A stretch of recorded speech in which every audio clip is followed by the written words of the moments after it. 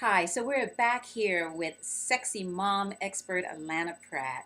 Allana, on your website it says uh, that there is a way for each one of us to love our cellulite. How do I love my cellulite? Like, how do I do that? Because it's there, and there are some days when I'm not loving it. You're so cute. Well, first you say it like you're a Canadian, cellulite. Oh, Not it's cellulite. It's cellulite. What is it? No, Is it no, no. cellulite or cellulite? I'm just teasing. Oh. I have no idea. I call it cellulite, but I also say crazy things being a Canadian that Americans don't say, like process and pasta. You know, What about car? car? No, I think that's what is it? Boston. Boston, pack the car. Pack the car. Clack. Yes. So back to Sorry for all you East Coast people out there. Okay. So, love ourselves with the cellulite. Yes. Okay, what I ask us is to recognize we are going to change every day. Mm-hmm. We're going to get older every day. We're not going to look like we did when we're 20 every day. This is a fact. This is known. Totally. If you want to resist that, welcome to suffering. Mm-hmm. Welcome. You are at choice about how you feel about yourself. So, given that's the case, why don't we just reverse that and love it? Just like when we're in the bath or after, just put cream on it and love this. Start making friends with the darkness, baby. Love it. Yes, Love it. and Love I it. say to the women, dance in front of your mirror in your sexy outfit, and consciously send love to the areas you send hate. You think about it. We're made so much of water, right? Yes. And Dr. Emoto's with love or hate, and it turns into a brilliant snowflake or into caca and globs of yuck, right? Yes, I do that on my water bottle to the gym. Right. Okay. So this is made of water.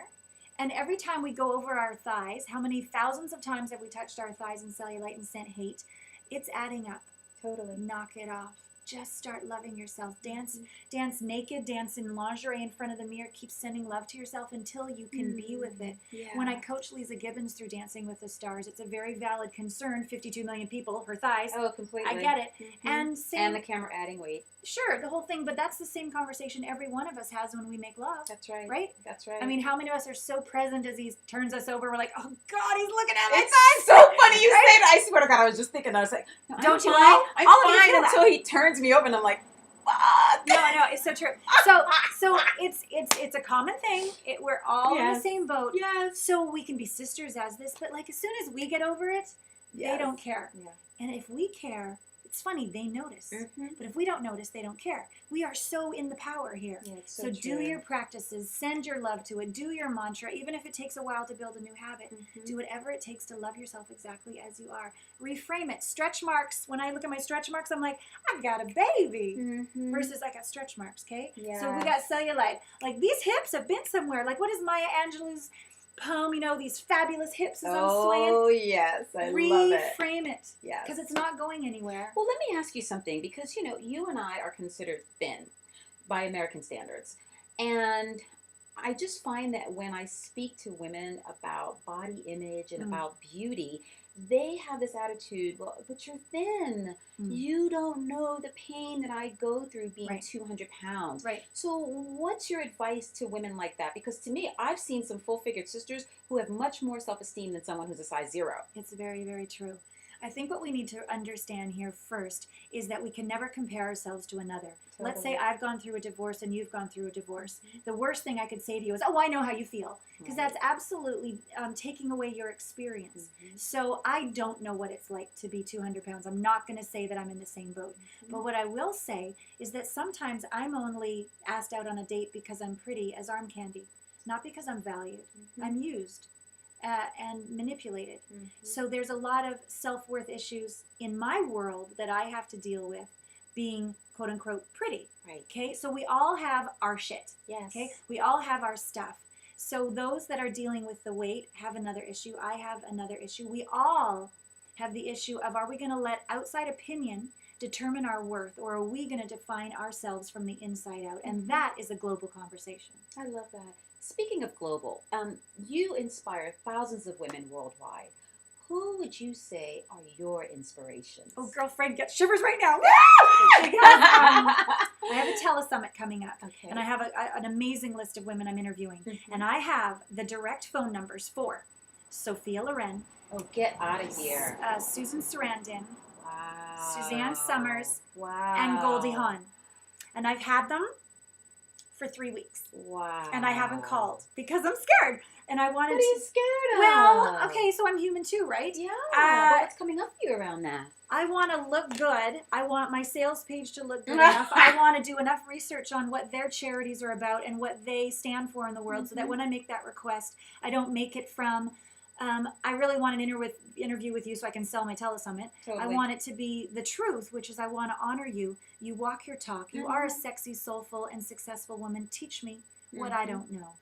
So, and I have, my intention group, and I make my promises, and I'm calling them before the end of the week. So those are the women I look to that really can, that I believe walk that talk and can share something with me so that I can be a better teacher and I can share it with all the people that I serve. Is there someone in your family that you find as an inspiration? No. Well, I was going to say, it might not be, because I know there are some people who don't have any family members that make them rise to the occasion, and they find an outside family. Yeah. And then there are some that have that one core person that drives them through to success. Yeah. So I just wanted to check with you. And yeah, see. well, it's interesting because I just interviewed Rolanda, and I'd like to actually gift all of your listeners with that interview. It was just amazing. And she kept talking about Auntie Maya. And honestly, girl, because you're like black girlfriend, right? Yes. I thought all black ladies call Maya Angelou Auntie Maya. Oh, so you didn't know that was really her No, aunt. I thought like all black chicks do that, and I'm like this white nerd No, here. it's like Auntie Mame, no? Yeah, that's what I thought. And I'm just like, so like, can I call her Auntie Maya too? And she's like, no, she's my aunt. And I'm like, oh. So, I know I'm a nerd. I love it. But I recognize the brilliance of Rolanda and so much in this interview that I'm going to offer. I'll share what she shared with me. But I see the space that Maya created for her to step into really made a difference in who Rolanda is in the world. Completely. My mother rocked, and she's in heaven right now.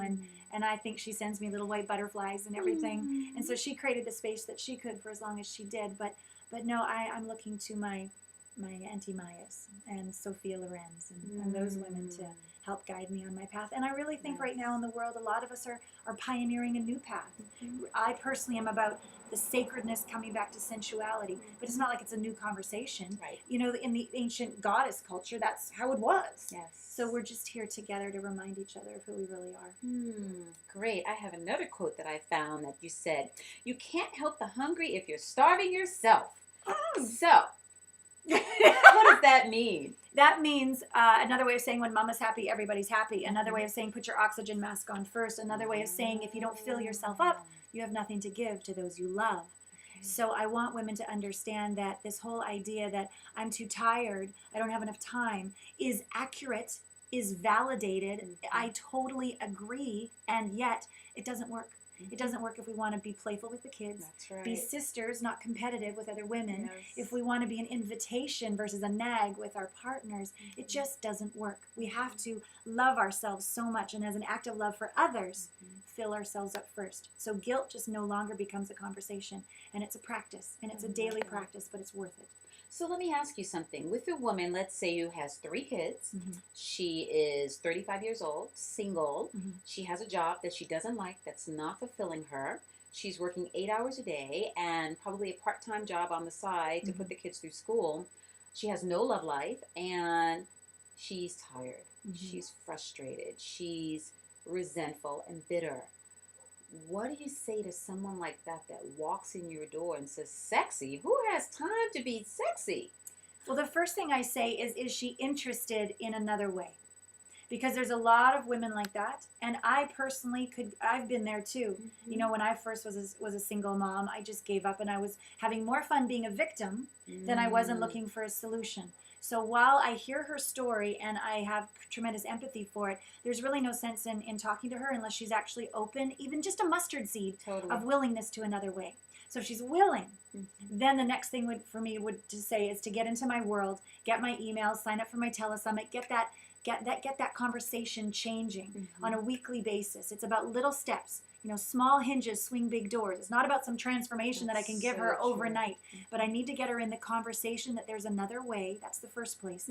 Taking little steps to ask for help, taking little steps to put boundaries down and make time for her, to take little steps that will improve her self-confidence, those that she knows she deserves a job she loves. She knows that she deserves help from others. She knows that she deserves all sorts of juiciness and fill her up where she gets the biggest bang for her buck. She can't get there until she opens that door of willingness, and I'm here to help.